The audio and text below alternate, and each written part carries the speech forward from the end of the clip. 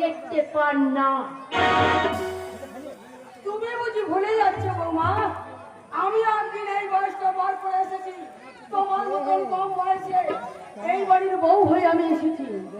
সংসারের মঙ্গল কামনায় তুলসী তলায় মঙ্গল গীত আমি গেয়েছি, কিন্তু তোমার মতন অস্থির গান গাইনি। ভদ্রভাবে কথা বলুন, নইলে আপনি আমার শাশুড়ি, এটা কিন্তু আমি মাথায় রাখতে পারবো না। আপনার সম্মান রাখতে পারবো না। বৌদি তো ঠিক কথাই বলেছে। পরের মেয়ে বলে বৌদিকে তোমরা যা খুশি তাই বলে অপমান করবে, তার চাল চলন কথাবার্তা নিয়ে বিদ্রুপ করবে, এটা কিন্তু ভারী অন্যায়। তোমার মেয়ে ছেলে তো অনেক বড় হয়ে গেছে, অনেক জ্ঞান অর্জন করে ফেলেছে, তাই তো হতভাগা মায়ের অন্যায়ের প্রতিবাদ করছে।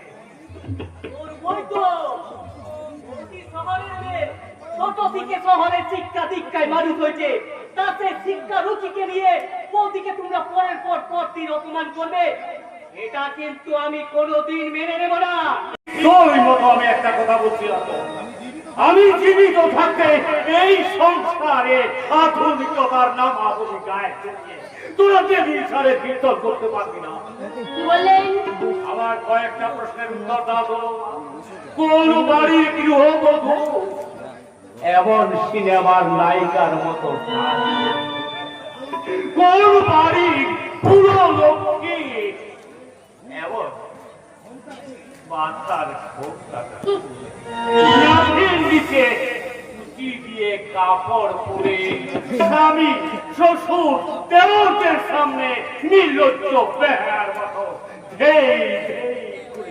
নেচে বেড়ায়? আপনি তাহলে এতক্ষণ আমার এই শরীরটাকে জরিপ করতে চাইছিলেন? তবে তোমার ওই শরীরটাকে নয় তোমার, আমি জরিপ করছিলাম তোমার চরিত্রটাকে। ওই চরিত্র নামক সত্যটা তোমার মধ্যে আদৌ আছে কি না? কিন্তু আপনার ওল্ড কালচার শিক্ষা দিয়ে সেটা আপনি বুঝতে পারবেন না। চিন্তাও আছে, তুমি শ্বশুরের মুখে মুখে তর্ক করছো, তোমার লজ্জা করছে না? লজ্জা আমার করছে না। আমার থেকে লজ্জা পাওয়া উচিত ওনার, কারণ উনি লুকিয়ে লুকিয়ে পুত্রবধূ নবীন নিচে শরীর ভর দেখেছে। ওনার লজ্জা পাওয়া উচিত নয়। বাহ বাহ বাহ, আমার আধুনিকা প্রতিবাদে শুনে আমি ওকে উপহার দিচ্ছি আমার এক মুখ তৃতীয় কিনা। আপনার দেওয়া উপহার আমার সারাটা জীবন মনে থাকবে। কি করলে বৌমা, কি করলেন? শ্বশুরের নাম ধরে তুমি রাখলেন, এত অদত পতন তোমার হয়েছে বৌমা। কতটুকু দেখলেন? কতটুকু দেখলেন আমার এই অধঃপতন? তবে ভালো করে শুনে রাখুন, আমার খাম খেয়ালি চলার পথে যদি কেউ বাধা হয়ে দাঁড়ায়, আমি সেটা সহ্য করবো না। আপনার এই সংসার ভেঙে তছনছ করে দেবো। প্রয়োজনে আমি আমার ধ্রুবকে এখান থেকে তুলে নিয়ে ওই শহরে চলে যাব। তা তুমি পারবে না বড় লোকের অহংকার। আমার সত্য সাধনার সম্পদ আশা ভরসার লক্ষ্য, ওই ধ্রুবকে তুমি কখনোই কেড়ে নিতে পারবে না।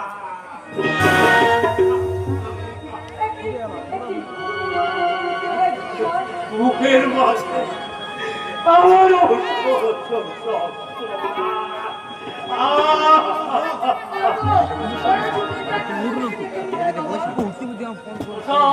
ওসব খনিটা দেখিয়ে কোনো লাভ নেই। ওদিকে তোমরা যথেষ্ট অপমান করেছ, কর্তাকে বলে এর একটা বিহিত ব্যবস্থা করতে হবে। আর হ্যাঁ, কর্তা যদি ব্যবস্থা নিতে অক্ষম হয়, তাহলে মেজ ছেলে হিসেবে এই অর্ঘ গাঙ্গুলে যা করা তাই করবে। বলে দিয়ে গেলাম।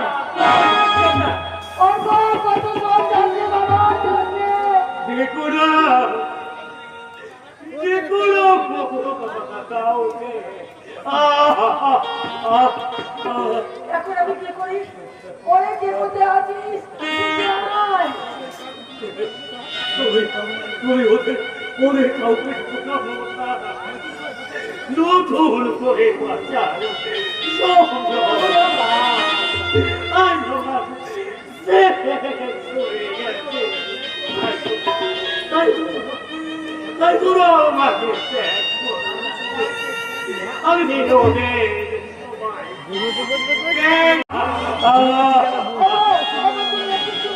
চুপ করো। ওরে কে কোথায় আছিস? এক গ্লাস জল নিয়ে আয়।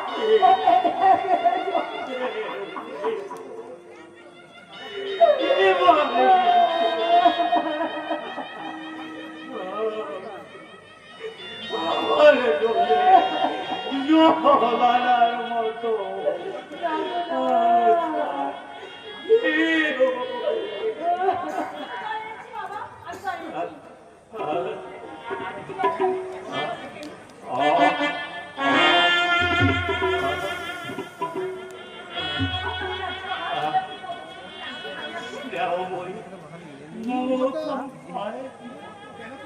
কেন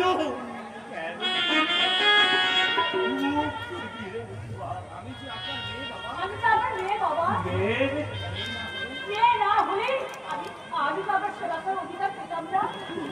বকুল, হয়তো পূর্বজন্মে আপনারা আমার কেউ ছিলেন, তাই হয়তো ঈশ্বরের কৃপায় আমি আপনার সেবা করার অধিকার পেতাম না।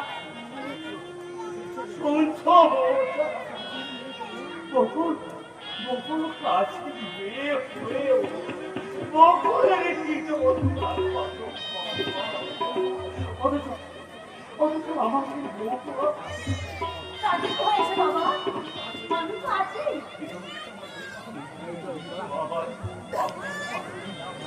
বাবা সেবার ব্রত দিয়ে বাবা আমারে বাবা গৃহস্থের মঙ্গল তুমি তো লক্ষ্মীর বাবা জানো বকুল, আমি যে স্বপ্ন দেখেছিলাম কিন্তু শহর থেকে আসা আমার বাবা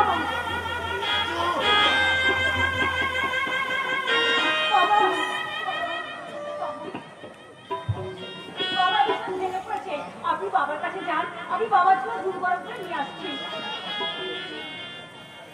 সামান্য কাজের মেয়ে হয়ে তুই কেন কষ্ট করবি মা? কাজের মেয়ে বলে কি আপনাদের সেবা করার অধিকার আমার নেই? নিশ্চয়ই দেবো বকুল। তুমি চাকা ওই অলরেডি মানুষটার মনের অভাবকে পূর্ণ করবে না। মা ভুল তো আমিও করেছি,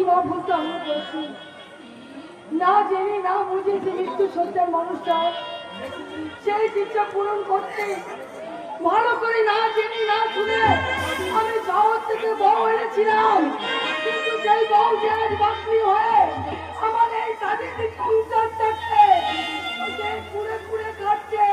আমি স্বপ্নেও ভাবতে পারিনি বাপু, আমি স্বপ্নেও ভাবতে পারিনি, স্বপ্নেও ভাবতে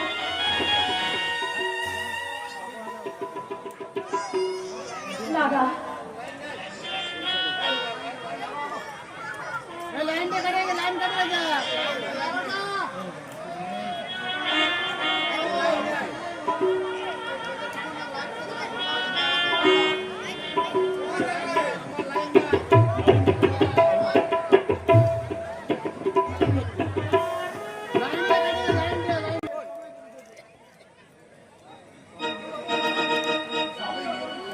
সবই নিয়তির খেলা মা। তুই কি শাখা শুধু করে সবই ধরে আমাকে চাকরানির মতো থাকতে হয়।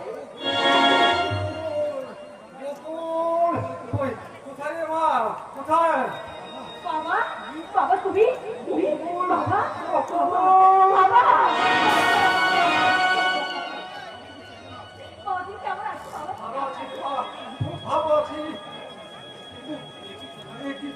হচ্ছে তোর যে মুখখানা সবসময় হাসি খুশিতে ভরে থাকতো সেই মুখখানার মাঝে এত বিষাদী ছায়া কেন মা?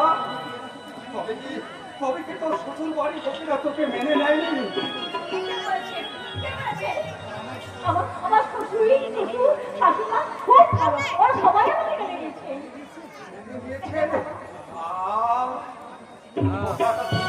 আমার একেবারে জড়িয়ে গেল মা, একেবারে জড়িয়ে গেল।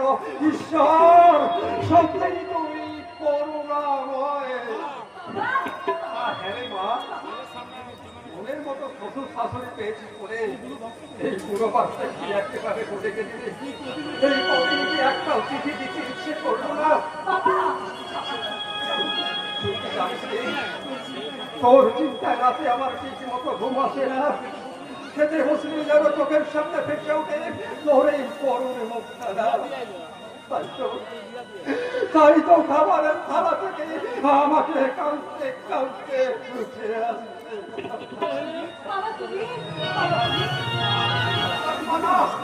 আর আমি কাঁদবো না, আর আমি কাঁদবো না। আর কেন কাঁদবো বল? তুই যে সুখে আছিস এটাই যে আমার সুখ, তুই যে শান্তিতে আছিস এটাই যে আমার চরম শান্তি রে মা।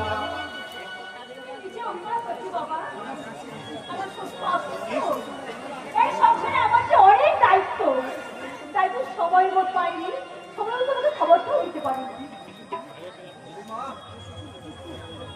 শ্বশুর অসুস্থ? হ্যাঁ, ওই এই কথা তো তুই আমায় আগে বলছিলি। দেখি কেমন আছেন তোর শ্বশুর? এখন থাকো, এখন থাকো, তুই বল না কদিন পরে এসো। হ্যাঁ, শ্বশুর এসে তোর শ্বশুর শাশুড়ির সঙ্গে দেখা না দিয়ে যাবো। আর তাছাড়া ধ্রুব জানতে পারলে কতটা দুঃখ পাবে তা তুই ভাবতে পারবি না। আমি তো বুঝিয়ে বলবো বাবা, তুই নাই বুঝিয়ে বলে যাওয়ার ব্যাপারে আর সম্ভব হলে কালেই না না বাবা না, এখন কোনো মতেই যাওয়া সম্ভব নয়। চিৎকার মাইক্রোফোন গুলো আমি বলছিলাম মাইক্রোফোন গুলো যাওয়া সম্ভব নয় বাবা, তুমি এখন যাবো, এখন যাও। আমি তোমাকে জানালে তারপর তুমি আসবে। বলতে ওর চোখ মুখ থেকে তুই যেন আমার কাছে কিছু গোপন করতে চাইছিস। না না বাবা না, তুই সত্যি করে বলতো মা, তুই ঠিক সুখে আছিস তো? এই ছোট ছেলে, রাস্তায় যাত্রার সাথে দাঁড়িয়ে কুচকুচ ফুচফুচ করছিস, বলি রান্নাটা কখন করবি? শুনি আমি এখনই করে দিচ্ছি। আমার স্নানের জল তোলা হয়ে গেছে। না মানে আমার ঠিক মনে ছিল না। দুবেলা খাওয়ার কথা মনে থাকে, আর কাজের কথা মনে থাকে না, তাই না? ফাঁকি দিয়ে আবার একটা রাস্তার লোকের সাথে গল্প করছিস। তুই কেন বলছো মা? আমি তো বকুলের বাবা। হ্যাঁ? বাবা? তাই বুঝি আমার চাকরের মতো সেজে বুঝে এসেছো? তুমি আমায় চাকর বলবে? তো চাকরানির বাবাকে চাকর বলবো না তো মাস্টার মশাই বলবো। চলে যাও বাবা, তুমি চলে যাও, তুমি এখান থেকে চলে যাও। আমার সব কিছু যেন এলোমেলো মনে হচ্ছে। সত্য মিথ্যা যাচাই করার পর সত্য যেন আজ আমার মুক্ত হয়ে আসছে। আজ তো আমার মন জানতে ইচ্ছে করছে তুমি তাহলে কে? আমি বাড়ি বড়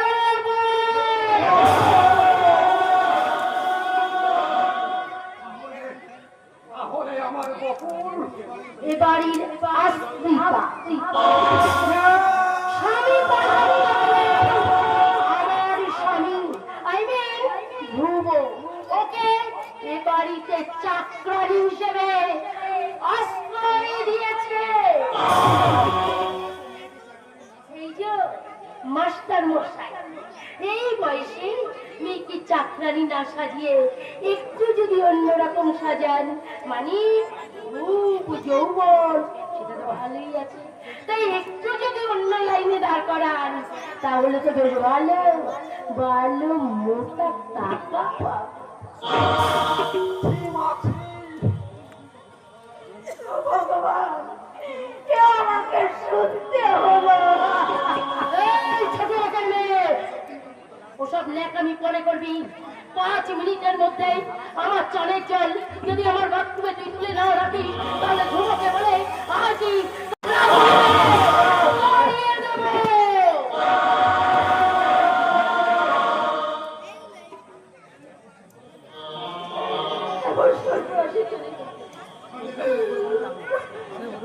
আমি এখনই তোমার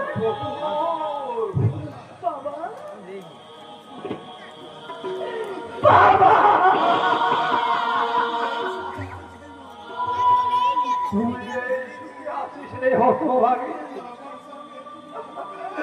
আমার সামনে তুমি এতগুলো মিথ্যে কথা বলতে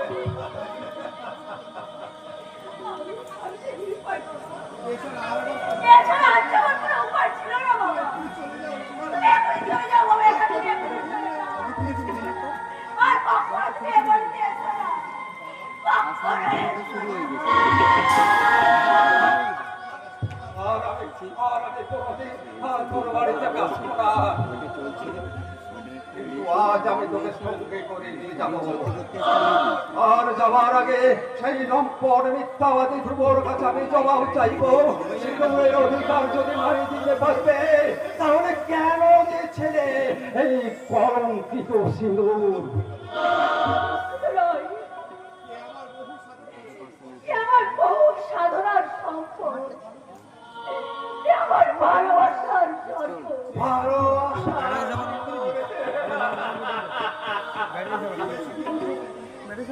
এই স্বামীর ঘরে চাকরানি সেটা থাকতে হয়।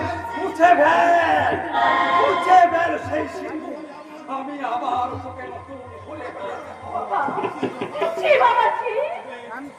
এ কথা শোনাও যে আমার মহাপাপ। চল মা, তুই আমার বাড়ি ফিরে চল। আমার অনেক সুখে বাবা, অনেক ভালো। তাই তোমাকে আমি অনুরোধ করছি বাবা, এখনই এই মুহূর্তে তুমি এখান থেকে চলে যাও। আর কখনো তুমি এখানে এসো না বাবা। কখনো তুমি এসো না। তুমি মনে করো তোমার বকর মরে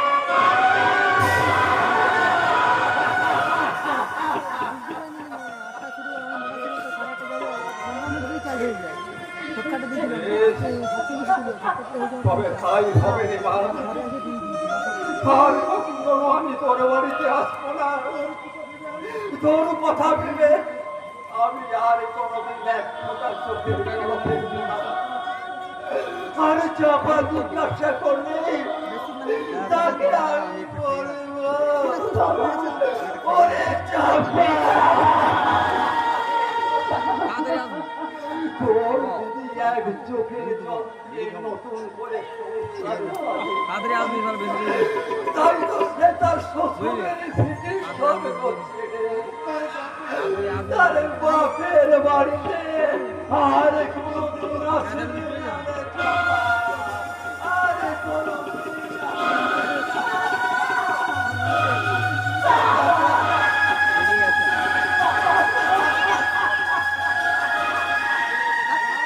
বাবা।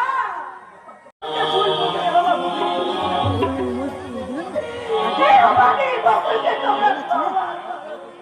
ক্ষমা তো আমারই চাওয়া উচিত বকুল। বাবু, আমারই ভুলের প্রায়শ্চিত্ত করতে তিল তিল করে তুমি নিজেকে শেষ করে দেবে। আর আমি নীরব দর্শকের মতো দাঁড়িয়ে দেখবো না? না বকুল, না, তা হয় না। আমি সবার সামনে তোমার স্ত্রীর মর্যাদা দিয়ে না না গো, না না, তা হয় না। কেন হয় না বকুল? তোমার স্ত্রী ভীষণ দুঃখ পাবে। যাও বাবু, যাও, তুমি যাও।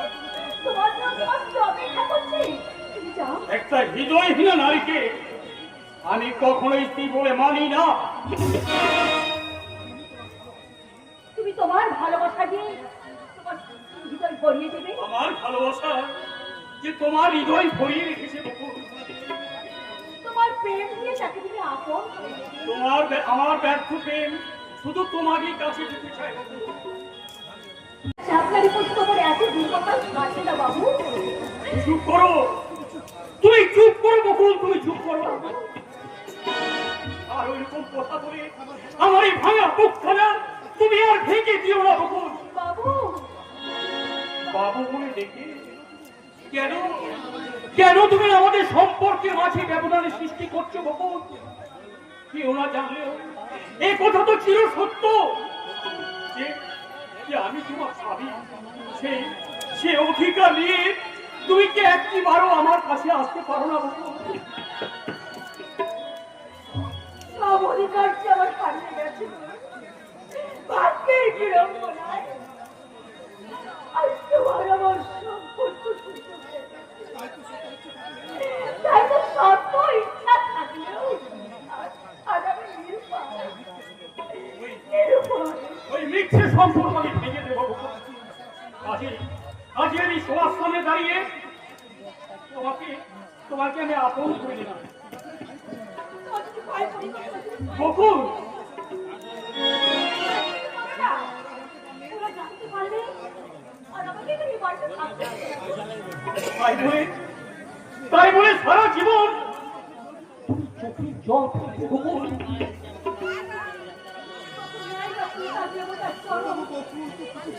বকুলটা ফুটেছে।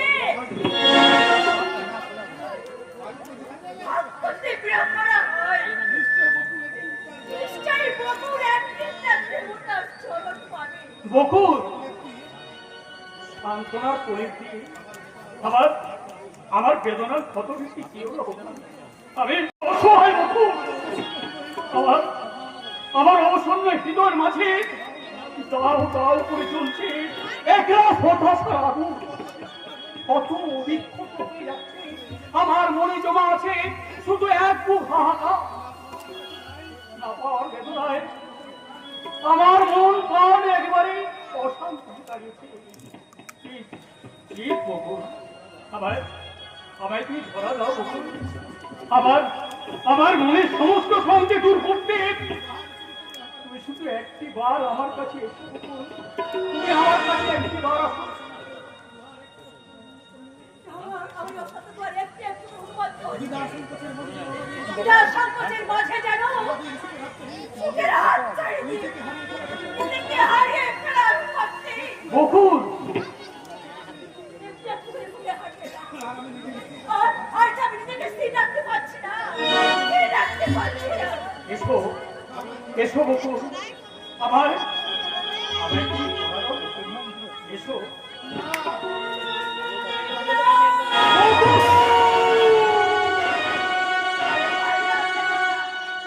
আমি পারলাম না। তোমার বকুল মরে গেছে, তোমার বকুল মরে গেছে। শেষ হয়ে গেছে বকুলের সেদিনের সেই সম্পর্ক। তাদের নতুন করে বেঁচে ওঠা এই বকুলের প্রশ্ন জীবনটা একটা সম্পর্ক কবিতার মনে। আমি তোমার দিনের মাইনের চাঁদরানী। তুমি তুমি অনিষ্ঠ বকুল।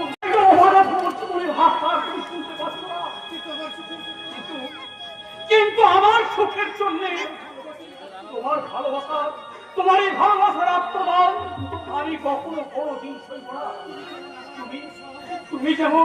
তুমি যেমন আমার জন্য সব হারাতে প্রস্তুত, আমিও তেমনি সব হারিয়ে প্রমাণ করবো। আমি তোমাকে প্রমাণ করে দেবো আমি যেমন তোমার ভালোবাসাকে বেশি ভালোবাসি বকুল।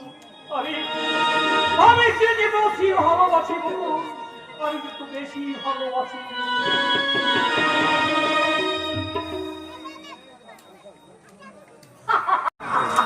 কি মজা কি মজা কি মজা! আজ আমার জামাই বাবু আমাদের বাড়িতে প্রথম আমার দিদিকে নিয়ে আসছে। তাই তো, তাই সেই আনন্দে আমার বুক ভরে যাচ্ছে।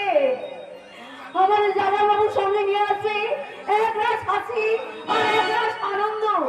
তাই তো আমার জামাইবাবু আমার বাড়িতে এলে আমি জামাইবাবুকে একটা কথা জিজ্ঞাসা করবো, আচ্ছা জামাইবাবু, আপনারা তো প্রেম করে বিয়ে করেছেন, বলুন তো কোন প্রেমটা বেশি মিষ্টি, বিয়ের আগে না বিয়ের পরে?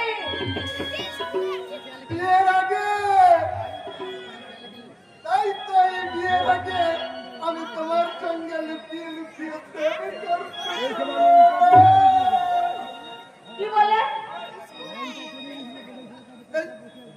বিয়ের আগে লুকিয়ে লুকিয়ে প্রেম করার অবস্থাটাই আলাদা। সবসময় কেমন যেন একটা ভয় ভয়, ভয় ভয় আনন্দ লাগে। এই যাবো কি যাবো না, যাবো কি যাবো না, এই করেই সময়টা কেটে যায়। আর যদিও ওই খাওয়া খাইরি ব্যাপার কিছু থাকে, সেটাই লুকিয়ে লুকিয়ে সন্দেহ হওয়ার মতো। প্রেম সম্বন্ধে তো আপনার অনেক অভিজ্ঞতা আছে। তুমি ঠিকই ধরেছ। তা এর আগে কতগুলো প্রেম করেছেন? দুঃখের কথার কি বলবো মাইরি, প্রেম করার মতো মনের মানুষই পেলাম না। তাই তো আমি মনের দুঃখে গাই, কি? পেলাম না রে, পেলাম না রে, আমায় দিয়েছিল না, ভালোবাসলো না।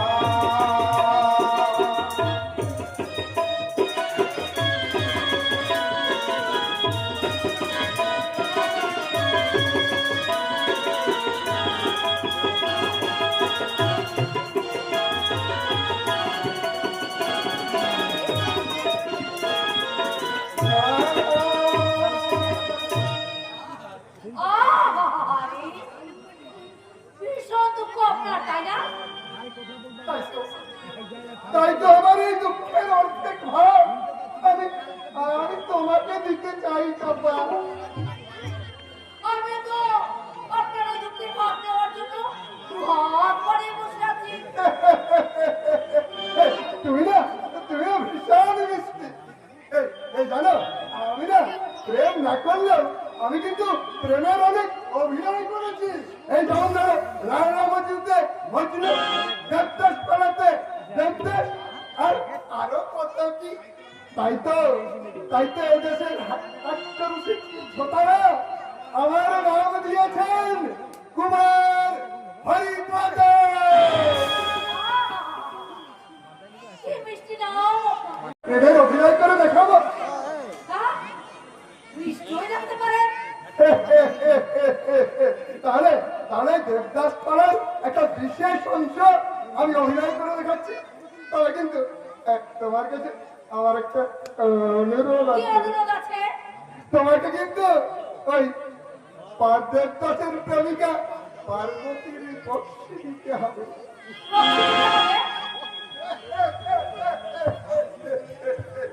তাহলে শুরু করে। হ্যাঁ, শুরু করুন। দেবদাস আর পার্বতী দুজনের গভীর প্রেমে বান্ধ। একটা দিনও তারা কেউ কাউকে না দেখে থাকতে পারত না। ইতিমধ্যে পার্বতীর বিয়ের কথা পাকা হয়। আর সেই দুঃসংবাদ দেবদাসকে জানানোর জন্য নদীর তীরে কাষ্ঠপের ধারে অপেক্ষা করে সেই অভাগিনী পার্বতী। কাশ্যপ? আরে এই কাষ্ঠপ কি কাটাজপ কিছু একটা হবে। এই মনে করো এই খেলটা হলো ওই নদীর তীরের কাষ্ঠপ বা কাটাজপ। আর মনে করো তুমি পার্বতী এইখানে অস্থির ভাবে পাইচারি করছো। আর দূর থেকে ছুটে আসছে তোমার প্রেমিক দেবদাস পার্বতী।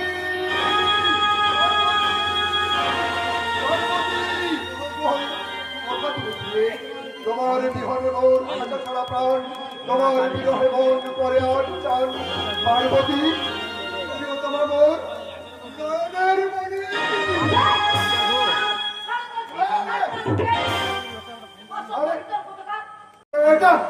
এটা কি ধরনের অভিনয় হলো? কারো আপন করে নিবিড় করে আমাকে জড়িয়ে ধরবে। বেরিয়ে যান, বেরিয়ে যান বলছি। কিন্তু অভিনয়টা অভিনয় নিয়ে কিছু করেছি। এই এই মুহূর্তে এবার থেকে বেরিয়ে যান, নইলে লোক থেকে আপনাকে আমি অপমান করতে বাধ্য হব।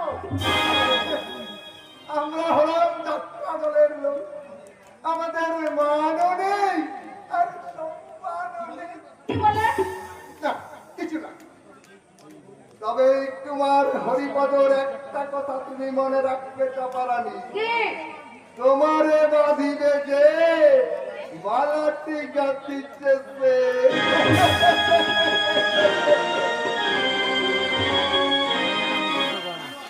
জানোয়ার একটা। ভেবেছে ওর প্রেমে আপনি একেবারে আমি হাবুডুবু করছি। ওকে আমি চাপা দেখি বাবা, তুমি এসে গেছো? কিন্তু জামাই বাবু আর দিদি আসছে কোথায়? তারা নিশ্চয় বাইরে অপেক্ষা করছে। ঠিক আছে বাবা, আমি এক্ষুনি জামাই বাবুকে আর দিদিকে ভেতরে আনতে যাচ্ছি। দিদি, দিদি। বাবা, আর কখনো কোনোদিন তোর দিদির নামটা এই বাড়িতে উচ্চারণ করবি না। কেন বাবা? মনে করবি তোর দিদি মারা গেছে।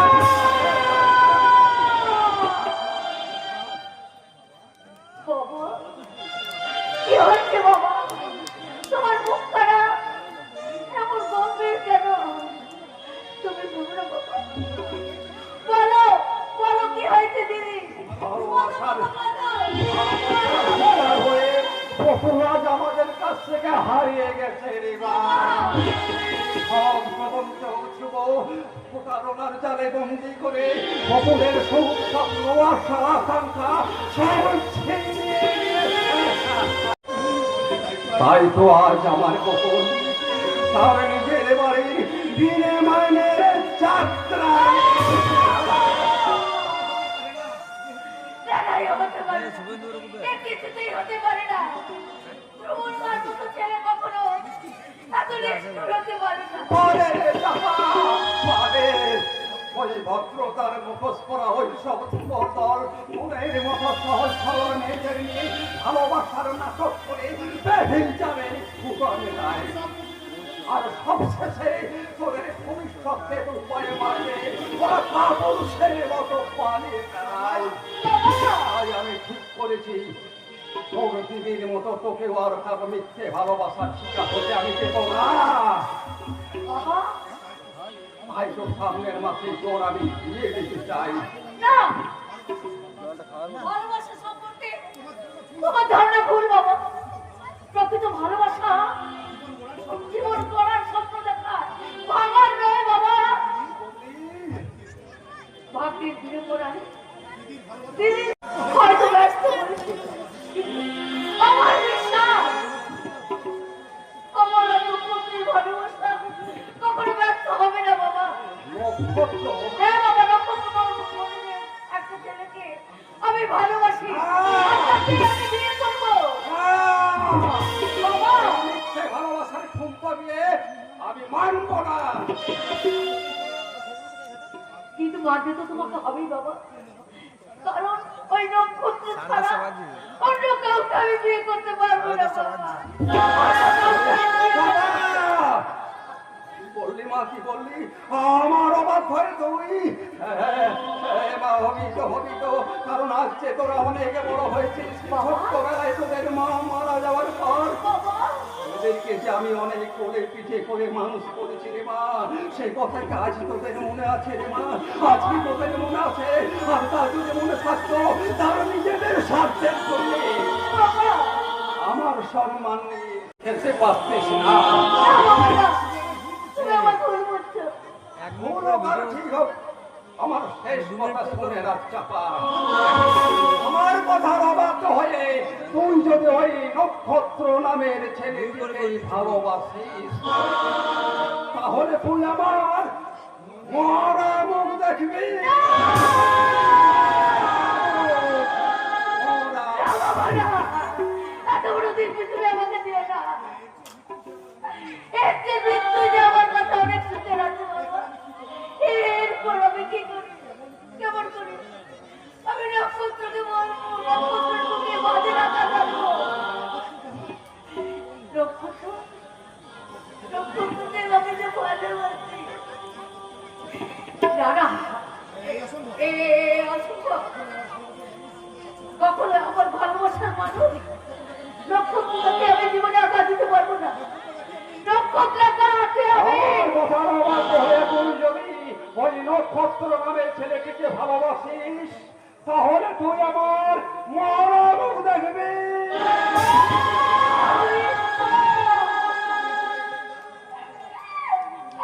তুমি আমার ভুলে যাও। এরপর আমি কি করবো? কি করা উচিত? আমি কি করবো? কি চাপা, তুমি কাঁদছো? তোমার চোখে জল? মানে না চাপা, কি হয়েছে আমায় বলো। কেন এসেছো তুমি? কি চাও তোমার এখানে? আমি হ্যাঁ হ্যাঁ তুমি। কেন কেন তুমি বারবার আমার কাছে ফিরে আসো? আমি জানতে পারি কি? চাপা, চাপা, তুমি এসব কি বলছো চাপা? তুমি নিশ্চয় অসুস্থ চাপা? না, আমি সম্পূর্ণ সুস্থ। আর কখনো কোনোদিন তুমি আমার কাছে আসবে না। এতদিন তোমার সাথে আমি প্রেমের নাটক করেছি। নাটক? না চাপা, না, অমন করে বলো না চাপা, তাহলে যে আমার স্বপ্নের রঙে রাঙা সুখের পৃথিবীটা থেকে চুপচাপ হয়ে যাবে। কল্পনার বাগানে আছে পড়বে হতাশার কাল বৈশাখী। ভালোবাসা নামক শব্দটা আমার জীবন থেকে চিরতরে হারিয়ে যাবে চাপা। চলে যাও আমার সামনে থেকে। এই মুহূর্তে তুমি চলে যাও। কেন চাপা, কেন? কোন অপরাধে তুমি আমার বুকে এভাবে বাজিয়ে লাগা বলতে চাইছো? মনে অজান্তে যদি আমি কোনো অন্যায় করে থাকি সেই জন্য আমি তোমার কাছে ক্ষমা চাইছি চাপা। আমার ভালোবাসাকে তুমি এভাবে ফিরিয়ে দিও না চাপা। ভালোবাসা তোমাকে ভালোবাসার মতো বিরোধতা আছে তোমার? তোমাকে সুখী করার মতো কি আছে তোমার? আমার একটা ভীষণ কিছু আছে চাপা। কত কয়টা দিয়ে তুমি আমাকে সুখী করতে পারবে? অপরন্ত ভালোবাসার গহনা দিয়ে আমি তোমার মন প্রাণ সাজিয়ে রাখবো চাপা। আমি ভালোবাসার কাঙাল ভিখারি। অর্থ সম্পদ না থাকলে কোনোদিন ভালোবাসা সাজে না। তোমার মতো একটা হৃদয়হীন ভালোবাসাকে গ্রহণ করতে আমার ঘৃণা হয়, ঘৃণা। কখনোই আর কখনো আকাশের চাঁদা বাড়িয়ে দিও না। যাও, চলে যাও তুমি আমার সামনে থেকে। তোমাকে আমি ঘৃণা করি, ঘৃণা করি, ঘৃণা করি। তুমি ঠিক বলেছো চাপা। আমার মতো কাঙাল ভিখারির সকালে পেটে পড়ে গেছে। কখনো ভালোবাসা দেখা থাকে না। আর সাজবে কেমন করে? উজ্জ্বল চাঁদের আলোয় যার হৃদয়কে আলোকিত করে রেখেছে এই ছোট্ট নক্ষত্রের সামান্য আলো কখনো তার হৃদয় স্থান পেতে পারে। তুমি চলে যাও, তুমি চলে যাও। আমি চলে যাচ্ছি চাপা, আমি চলে যাচ্ছি। আমার অবাঞ্ছিত ভালোবাসা নিয়ে চিরদিনের জন্য তোমার জীবন থেকে চলে যাচ্ছে। আমার ভিখারি ভালোবাসা কখনো তোমার সুখের অন্তরালে দুঃখের প্রদীপ জ্বালাবে না চাপা। আমার ব্যর্থ প্রেম কখনো তোমার স্মৃতির বজ্র হয়ে তোমার হৃদয়ে আঘাত করবে না চাপা। তোমার মনের আকাশ থেকে এই অভয়ানক এবং চিরতরে হারিয়ে যাবে চাপা, চিরতরে হারিয়ে বলবো না গো, আর কোনো ভালোবাসো তুমি মোরে। বলবো না গো, আর কোনোদিন ভালোবাসো তুমি মোরে। বলেছিলে যে ভালোবাসবে, তবে কেন গো এমন হলো, এমন হলো, এমন হলো। বলবো আর কোনোদিন ভালোবাসো তুমি মোরে।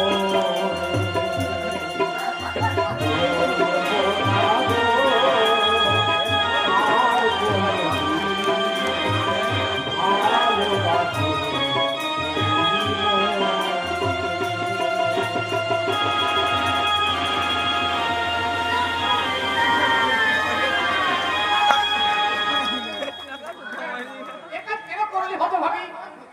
আঘাত যদি দিবি তাহলে ভালোবেসেছিলি কেন? এছাড়াতে আর আমার কোনো উপায় ছিল না নিমাইদা। বাবাকে বাঁচাতে আমি নির্মম নিষ্ঠুরের মতো নক্ষত্র তার মুখে ফেলে কান কান করে চাপা, মনের কথা। আজ ওকে আমি ভালোবাসি, আমার মন প্রাণ দিয়ে ওকে ভালোবাসি, ওকে ভালোবাসি। না না, তুই মিথ্যে কথা বলছিস। ভালোবাসলে কাউকে এইভাবে আঘাত দেওয়া যায় না। সত্যি যদি তুই ভালোবাসছিস তাহলে তাহলে কখনো তুই এইভাবে তাকে বাজের আঘাত আনতে পারছি না, কখনো না। তুই নিষ্ঠুর, তুই পাষাণী, তুই পাষাণী। তুমি চলে যাও না নিমাইদা, তুমি আমার কাছে ফিরে এসো, তুমি আমার নক্ষত্রকে আমার কাছে ফিরিয়ে এসো। আমার মনের আমি প্রায়শ্চিত্ত করতে চাই। নক্ষত্রকে ছাড়া আমি যে আর বাঁচতে পারবো না। নক্ষত্রকে ছেড়ে তোমার না না না, আমি ঠিকই করেছি। ভালোবাসার আমার নক্ষত্রকে আমি অপমান করে দাঁড়িয়ে দিয়েছি। সত্যি আমি নিষ্ঠুর, আমি পাষাণী, আমি পাষাণী, আমি পাষাণী। সেদিন তোমার ওই পাছান তীরে আমি আশ্রয়ের ছন্দা ছড়াতে পারবো, সেদিন আমার চেয়ে সুখী আর এই দুনিয়ায় কেউ হবে না চাপা। চুনা বাবু, আজ আমি তোমার জন্য বহুত বড়িয়া খবর এনেছি চাপা। বহুত বড়িয়া খবর। জি চাপা, আমার অফিসে বসকে বলে তোমার চাকরির সমস্ত ব্যবস্থা আমি পাক্কা করে এসেছি। আগামীকাল হবে তোমার ইন্টারভিউ। আর পোস্ট क्या बात चापा, क्या बात। হ্যাঁ, তুমি চুপ করে আছো কেন চাপা? তাহলে কি চাকরিটা তোমার না পছন্দ? মন আমার চাই না। চাকরি আমি করবো, সত্যি তুমি চাকরি করবে চাপা? যার জন্য চাকরিতে আমার বাধা ছিল, সে যখন আমার জীবন থেকে চলে গেছে, তাই চাকরিতে আমার কোনো বাধা নেই। চুট্টাবার লেকিন তোমার বাবা যদি আপত্তি করে? বাবার কথা রাখতে আমি যখন আমার হৃদপিণ্ডটাকে উপড়ে ফেলে দিয়েছি, আর বাবার কথা রাখতেও বাবার নিশ্চয় আপত্তি হবে না। আমি তৈরি হয়ে থাকবো। কখন কোথায় যেতে হবে তুমি আমাকে সঙ্গে নিয়ে গিয়েছো। জরুর নিয়ে যাব, জরুর নিয়ে যাব চাপারানি, তোমাকে আমি জরুর নিয়ে যাব।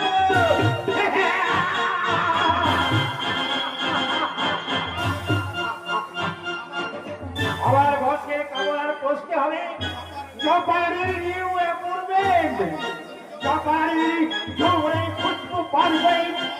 বাৎসরিক ঘোষিয়ার আমাকে নেই বস খুশ করে আমার এই দু হাতে তুলে দেবে গোছা গোছা রুপিয়া গোছা গোছা রুপিয়া।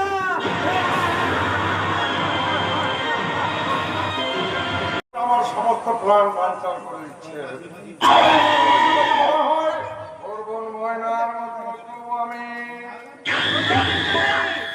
এই কাজ করলে আপনি মহা ভুল করবেন। আরে আপনি এসে পড়েছেন। আরে আসবো না স্যার, গত 2 বছর ধরে ল পাস করে বাড়িতে বসে আছি। বৌদির রিকোয়েস্টে প্রথম আপনি আমার হাতে কেস তুলে দিচ্ছেন। আপনি কিন্তু কেসের মেরিটটা কেমন বুঝলেন বলুন তো? আমি যদি কম্পনকে চিরতরে দুনিয়া থেকে সরিয়ে দিই তাহলে আমার পৈতৃক সম্পত্তি আমার নামে হবে না। না হবে না। Why? বাবার এই উইলের জন্য আপনার বাবা এই উইলে স্বেচ্ছায় সব কেড়ে লিখে গেছেন যে কঙ্কন বাবুর জীবদ্দশায় আপনি শুধু তার ভরণ পোষণ করতে পারবেন।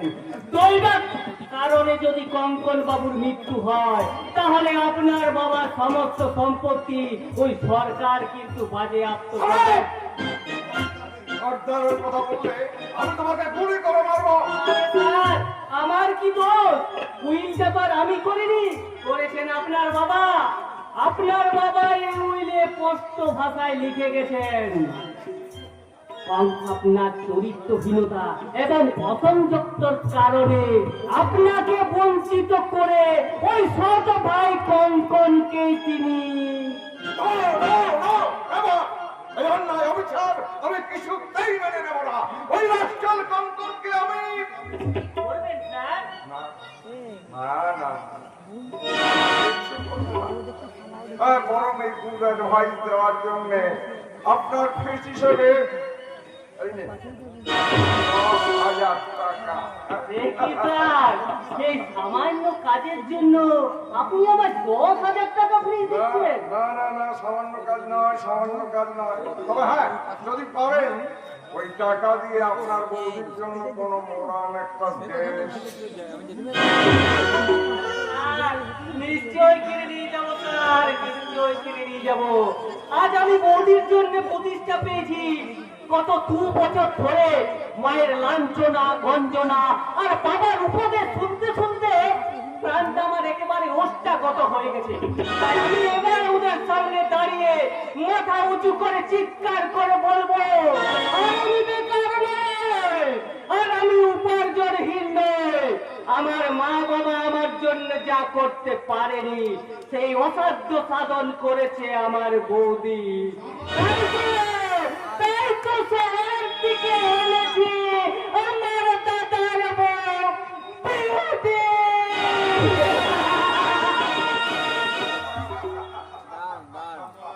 বোমা ছুড়ে দিলাম।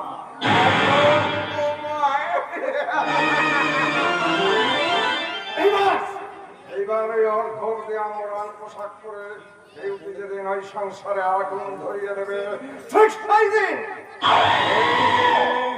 আমি গিয়ে হাজির হব ওই গাঙ্গুলি বাড়িতে।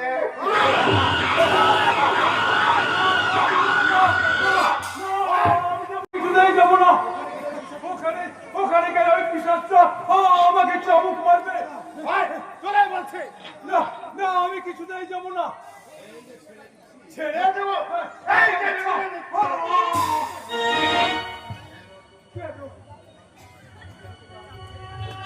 কেন তোমরা আমাকে এখানে নিয়ে এলে? আর তো আমি কোনদিন খিদের জ্বালায় কাঁদি না। আর তো আমি জল জল করে চিৎকার করে তোমাদের শান্তি ভঙ্গ করি না। আমি তো মরা মানুষের মতো ওই অন্ধকার ঘরে মাটির বিছানায় শুরু কাঁদি। এ তুই কি বলেছিস রমজান? কঙ্কনকে তুই এইভাবে চাবুক মেরেছিস? কি করবো বল? ও যে কিছুদিন এখানে আসতেই চাইছিল না, তাই তোকে বাধ্য হয়ে চাবুক মারতে মারতে এখানে নিয়ে এসেছি। না না না না না না, তুই বড় অন্যায় করেছিস। অন্যায়? আর অন্যায় তুই কি জানিস না যে কঙ্কন আমার নিজের ভাই? এ কি? আজ তো অন্য সত্য বলছে কেন বল? আরে এতদিন আমি অসুখ ছিলাম, হয়তো আমার এই লক্ষ্মণের মতো ভাইকে আমি চিনতে পারিনি।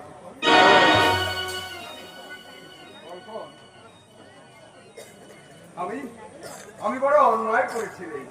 আমি তাই একটু দাদা হয়ে তোর কাছে ক্ষমা চাইছি। তুই আমায় ক্ষমা করে দে ভাই। দাদা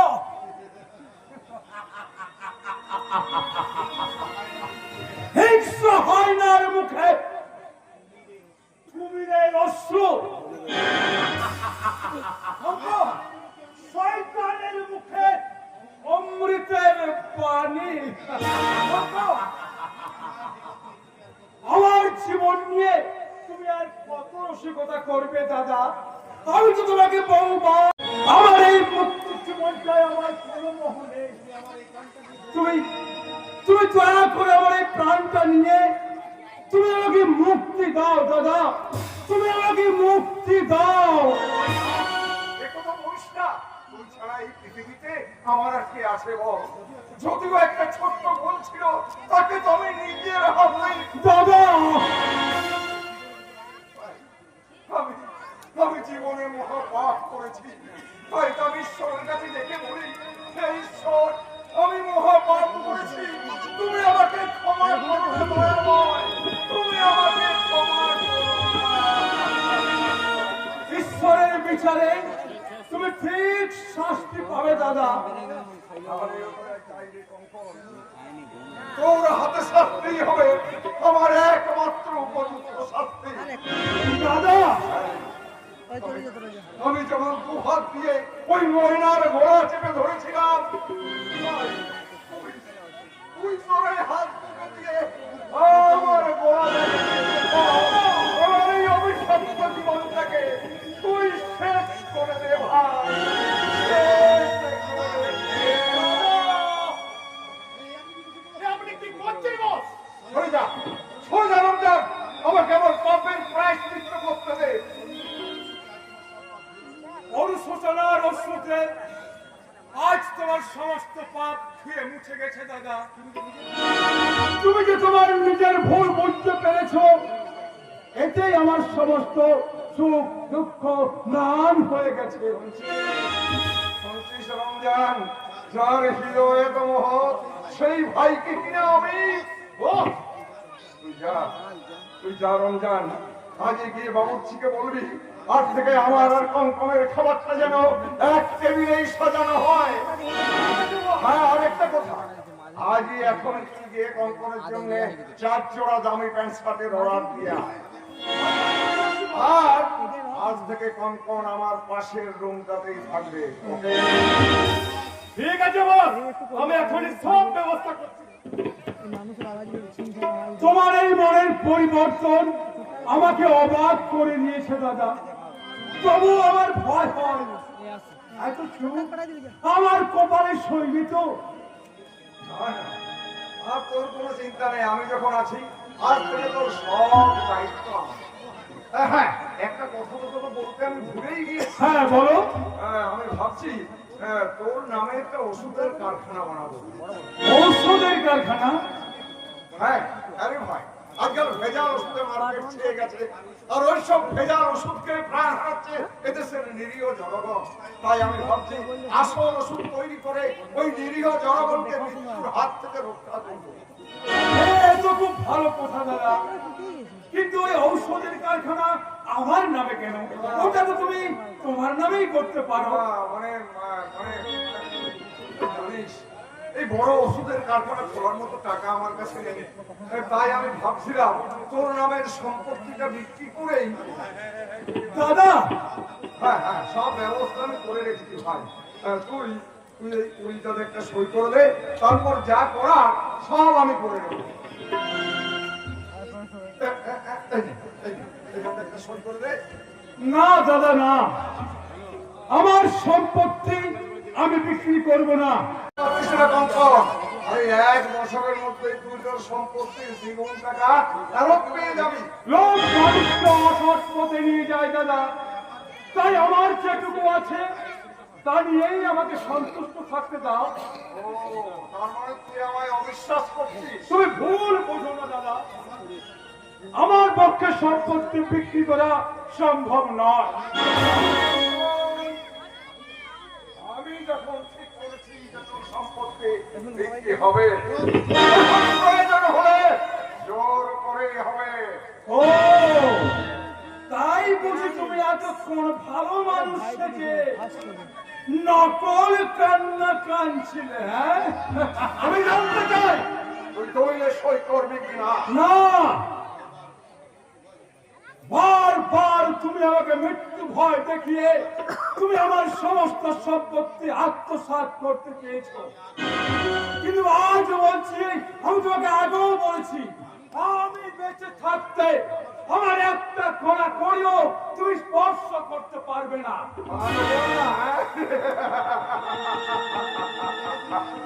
আমি ভেবেছিলাম আরো কিছুদিন তোকে সুস্থ স্বাভাবিক ভাবে বাঁচতে দেবো, কিন্তু না, তুই নিজেই যখন সুস্থ ভাবে বাঁচতে চাস না, তখন আমার আর কি পথ থাকতে পারে?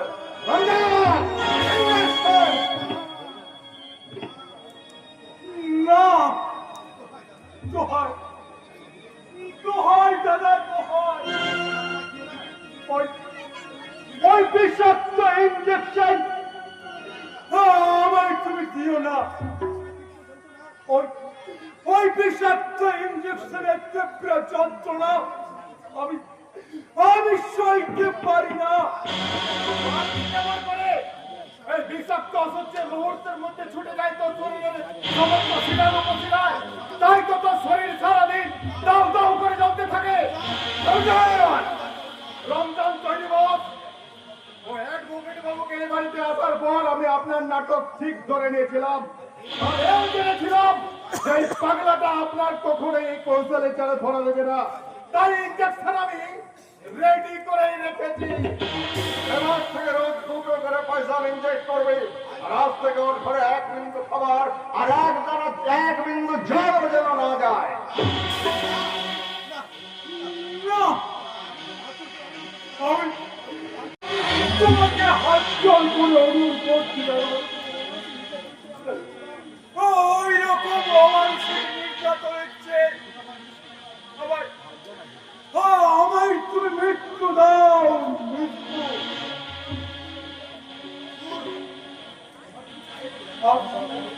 তোমার যদি পায়ে ভুল হলো না, ওকে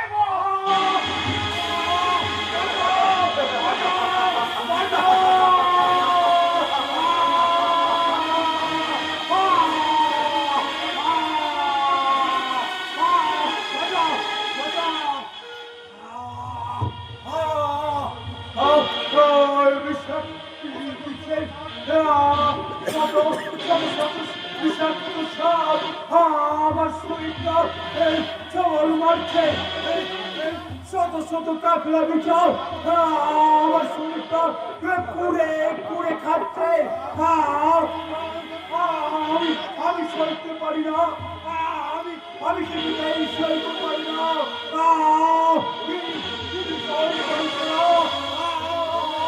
বাঁচাও, বাঁচাও, বাঁচাও।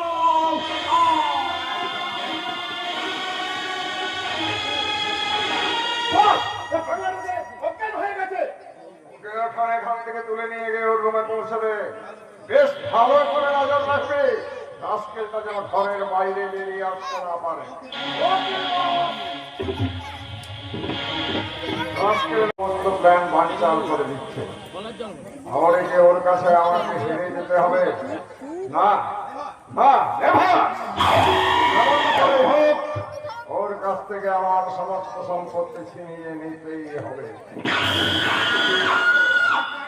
I can't believe me.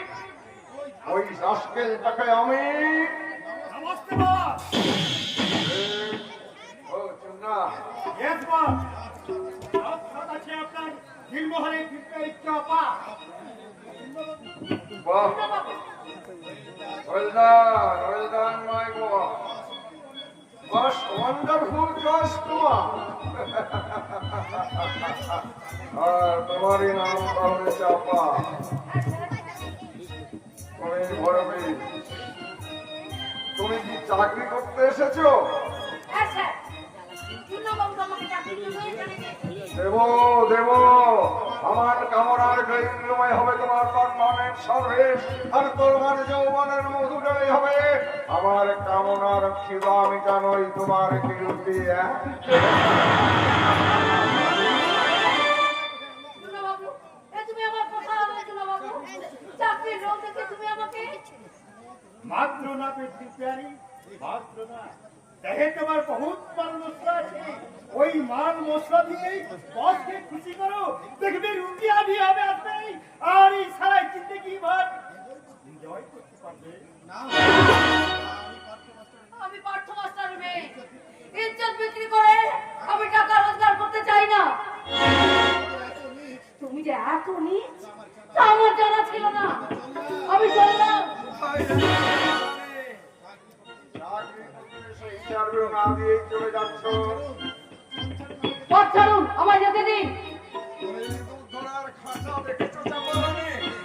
যে খাঁচার মধ্যে ইঁদুর খুব সহজেই প্রবেশ করতে পারে, চেষ্টা করলেও আর খাঁচা থেকে বেরোতে পারে না।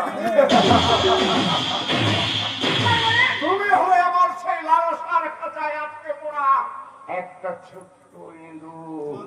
যতই লাফালাফি করো, তোমার আর নিস্তার নেই।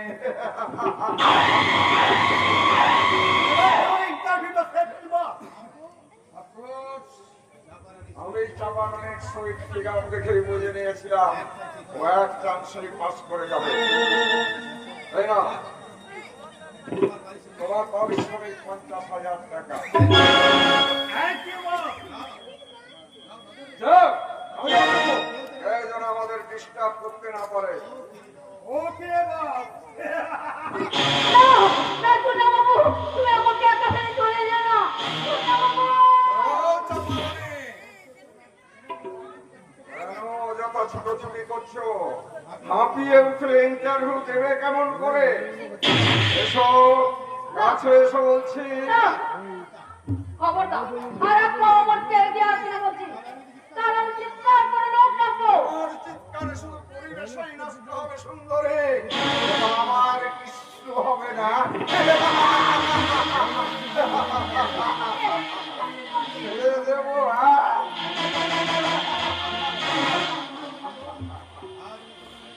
আজ আমি তোমার লজ্জা হরণের ইন্টারভিউ।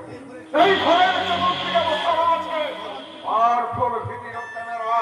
সেই ক্যামেরার সামনে তোমাকে উলঙ্গ করে আমি তোমার সারা শরীরের মাপ নেব। তারপর তোমার উন্মুক্ত যৌবনে চুমুক দিয়ে পান করবো আমি তোমার অমৃত সুধা।